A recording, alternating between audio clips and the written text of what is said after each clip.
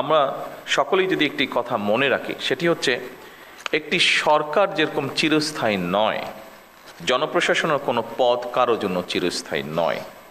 এই জন্যই আমি পূর্বের কথাটি বলেছি আপনাদের সামনে। আপনাদের প্রতি আমার বিশেষ আহ্বান থাকবে, জনপ্রশাসনের প্রতিটি পদকে গুরুত্বপূর্ণ এবং অনিবার্য ভাবুন।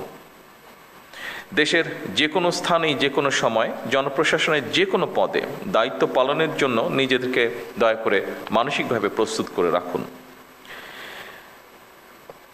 যে কারণে আমি কথাটি বলেছি সেই কারণটি হচ্ছে, দেখুন, আমরা সকলেই যদি একটি কথা মনে রাখি, সেটি হচ্ছে একটি সরকার যেরকম চিরস্থায়ী নয়, জনপ্রশাসনের কোনো পদ কারো জন্য চিরস্থায়ী নয়।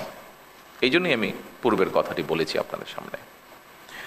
জনপ্রশাসনের যে কোনো স্তরের কর্মকর্তাগণ যদি রাষ্ট্রের প্রয়োজনে যে কোনো সময় যে কোনো পদে দেশের স্বার্থে যে কোনো স্থানে কাজ করার জন্য মানসিকভাবে প্রস্তুতি থাকেন, আমার বিশ্বাস জনপ্রশাসনে পেশাদারিত্ব গড়ে ওঠার ক্ষেত্রে এটা একটা সহায়ক ভূমিকা রাখবে।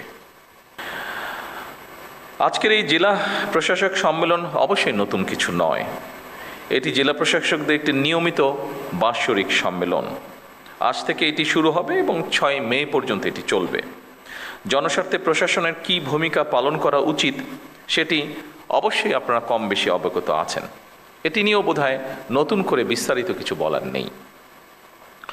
তবে এটি যেহেতু বর্তমান গণতান্ত্রিক সরকারের সঙ্গে আপনাদের প্রথম আনুষ্ঠানিক বৈঠক, সেহেতু সরকারের গৃহীত নীতিমালা এবং জনপ্রশাসন সম্পর্কে সরকারের কিছু পদক্ষেপ বা পর্যবেক্ষণ এবং নির্দেশনা নিয়ে মূলত আমি আপনাদের সামনে কয়েকটি কথা তুলে ধরতে চাই বা বলতে চাই। একটি দেশের জনপ্রশাসনে পদোন্নতি কিংবা পোস্টিংয়ের জন্য যতগুলি প্রশাসনিক পদ রয়েছে, প্রতিটি পদই রাষ্ট্র এবং সরকারের জন্য অবশ্যই প্রয়োজনীয় এবং গুরুত্বপূর্ণ। সুতরাং শুধুমাত্র পদোন্নতি কিংবা নিজেদের পছন্দের জায়গায় পোস্টিংয়ের জন্য পেশাদারিত্বের সঙ্গে আপোষ করলে সংশ্লিষ্ট কর্মকর্তারা সাময়িকভাবে হয়তো লাভবান হতে পারেন, তবে সেটি আমি ব্যক্তিগতভাবে যেটা মনে করি, তবে সেটি সার্বিকভাবে জনপ্রশাসনের দক্ষতা এবং নিরপেক্ষতার উপরে একটা নেতিবাচক প্রভাব ফেলে।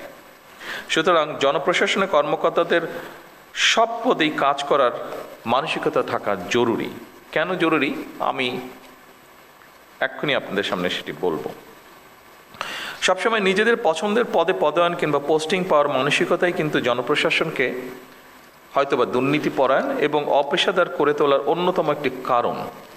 এটি আমি মনে করি এভাবে, বিষয়টিকে আমি এভাবে দেখি। আমার ধারণা এই পর্যবেক্ষণের সাথে আপনারা অনেকেই, সবাই না হলে অনেকেই বোধহয় খুব একটা দ্বিমত পোষণ করবেন না, বিশেষ করে যারা প্রফেশনাল আপনারা। সুতরাং